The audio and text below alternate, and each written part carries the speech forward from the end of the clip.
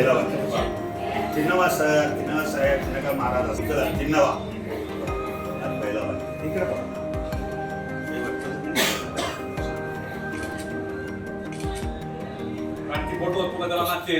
नमस्कार, मी सोलापूर, माझा सोलापूर परिवर्तन विकास समितीचा संस्थापक अध्यक्ष विष्णू कारंपुरी महाराज आपल्याला समोर येताना अत्यंत खेदानं सांगावं लागतं आहे.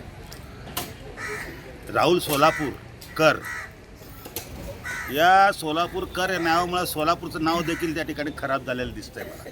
म्हणजे या रावल्याला हा राहुल इतका मस्तीला आलेला आहे. आणि मला एकदा कळालं की त्यांनी एका कार्यक्रमात एका नाटकामध्ये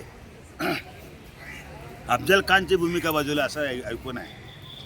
या नालायक रावल्याला महाराष्ट्र सरकार विशेष करून जेलरोड पोलिसच्या माध्यमातून निवेदन देताना आम्ही मागणी केलेली आहे की याच्यावर देशद्रोहाचा गुन्हा दाखल करा. कारण राष्ट्रीय महापुरुषांच्या जे घडामोडी आहे, जे जडणघडण आहे, त्यांची जे संस्कृती आहे, जे आम्हाला ते शिकवलं आहे त्याच्यावर पुढं देत चालत असतं. शिवाजी महाराज तर रयतेचे राजा आणि अत्यंत लोकप्रिय असं राजा आणि हिंदू स्वराज्य संस्थापक असं त्यांचं बिरुदावली आहे.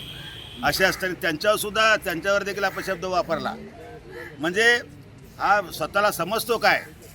म्हणून अशा या नालायक माणसाला नुसतं माफी मागून सोडू नका.